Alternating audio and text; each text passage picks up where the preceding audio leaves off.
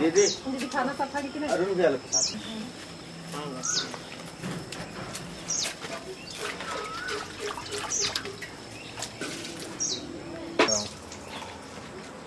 क्या कार्य चल हमारी लड़ाई जल जंगल जमीन भाषा संस्कृति और जनता की और जन अधिकारों को की रक्षा की लड़ाई है।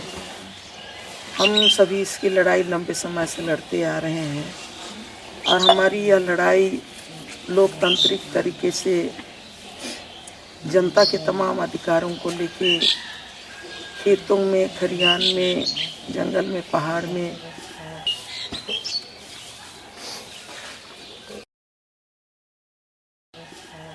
सड़क में, राजधानी में, राजभवन के सामने अपनी बातों को हमेशा मुख्य रूप से हम लोग रखते आ रहे हैं। हम लोगों की जो लड़ाई है वो तमाम कारपोरेट घराने जो जनता के अधिकारों को जो छीन रहा है,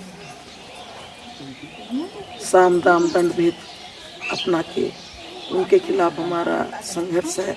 दादा आप इधर क्यों आए हैं, काहे के लिए इधर आए हुए हैं? और आप लोग आम आदमी पार्टी का मनी बरलक आम पार्टी का उम्मीदवार खड़ा है, इसके लिए हम लोग प्रचार करने के लिए गांव-गांव घूमने के लिए आए हुए हैं। और हम लोग अपना ही गांव से चावल दाल ले करके यहाँ खाना पीना करके खा करके अपना ही प्रचार प्रसार कर रहे हैं। देश की राजनीति चल रही है, वो उस राजनीति में वो सारे लोग उस राजनीति में हावी हो गए हैं जो जल जंगल जमीन, नदी, पानी, भोजन, शिक्षा, स्वास्थ्य, ये जो जनता के तमाम जो बुनियादी अधिकार हैं उसको मुनाफा बना के उस पर व्यवसाय करने के लिए वो पूरी तरह से जनता के हाथों से छीन रहे हैं।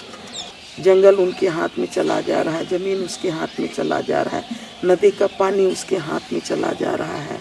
और जो कानून भारतीय संविधान में बने हैं कि ग्राम सभा को हम सशक्त करेंगे, ग्राम सभा जब तक इजाज़त नहीं देगी कि कहीं पर भी एक इंच ज़मीन कोई भी सरकार या कंपनियां नहीं ले सकती हैं। लेकिन दूसरे तरफ जो केंद्र में बैठ रहे हैं, पार्लियामेंट में चुन के जा रहे हैं, वो तमाम लोग कारपोरेट घराने के साथ है और तमाम जो पूंजीपति के साथ मिलके भी जो अधिकार मिला है 5वीं अनुसूची में ग्राम सभा को जो अधिकार मिला है उसके पूरी तरह से वायलेशन कर रहे हैं। हम लोग जा रहे हैं एक ऐसे इलाके में जिसमें अमूमन लोग जाना पसंद नहीं करते हैं। कल आपके 4-5 साथियों को लोगों ने अपहरण किया। प्रतिपक्षी पार्टी के जो कॉरपोरेट के जो दलाल हैं, आप वापस घुस रही हैं, आपको डर नहीं लग रहा है? नहीं, बिल्कुल डर नहीं लग रहा है। देखिए, मौत तो आपका चूल को पकड़ा हुआ है ना, और मौत आने हो तो घर के अंदर भी आ जाएगा। तो अगर हम लोग ऐसा सोचेंगे तो फिर हमारे झारखंड का क्या होगा? इन तमाम चीज़ों को दिन में देखने के बाद आज जो जल जंगल जमीन नदी पहाड़ बचाने के बाद जो लड़ाई हम लोग लड़ रहे हैं, हम लोगों ने निर्णय लिया है कि हमारी ये जो लड़ाई है, जो रोड में हम लड़ रहे थे, जो अहम मैंने अपने खेत खलिहानों में जो लड़ रहे हैं। आपका नाम क्या हुआ? मेरा नाम पुष्पेंद्र हुआ और मैं कर्रा खुट्टी जिला से हूँ और मैं जमीन बचाओ आंदोलन की अध्यक्ष रही।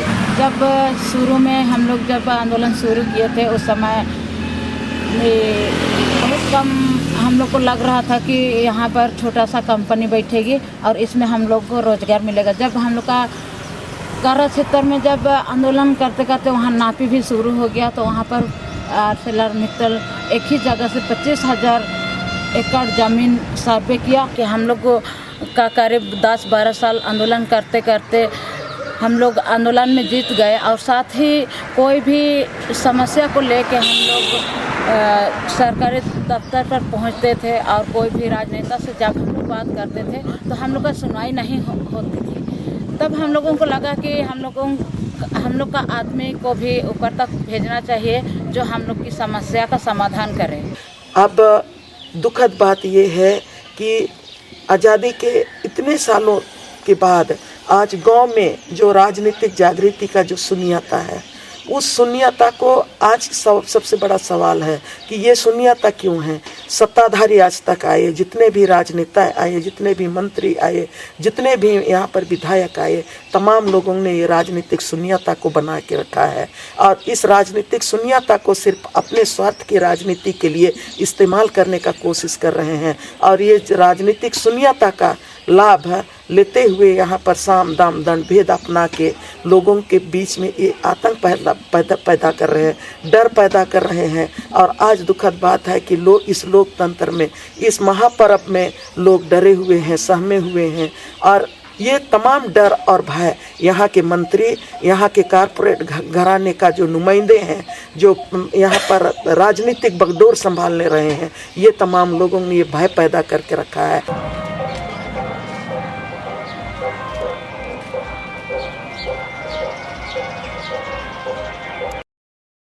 लोगों के बीच में जा रहे हैं, लोगों को ये बात बोल रहे हैं कि ये गांव आपका है, ये राज आपका है, ये लोकतंत्र में आपको अपने जीने का समान तरीके से जीने का अधिकार है, तो आपको अपनी बात भी कहने का अधिकार है।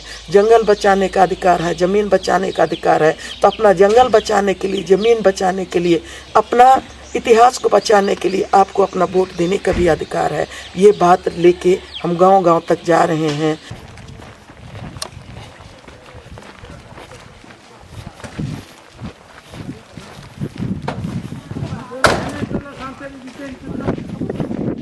तमाम पूंजीपति के लोग, पूंजीपति का जो नुमाइंदे लोग यहाँ पर पैसे फेंक के राजनीति कर रहे हैं, साम दाम करके राजनीति कर रहे हैं। वहाँ पर लोग निश्चित तौर पे, गांव के लोग बिल्कुल भोले भाले हैं और उनको जिस तरह से आप हर कदम में दबा रहे हैं, लोगों में डर है, तो इस डर के बीच में हम उनके बीच में खड़े हैं।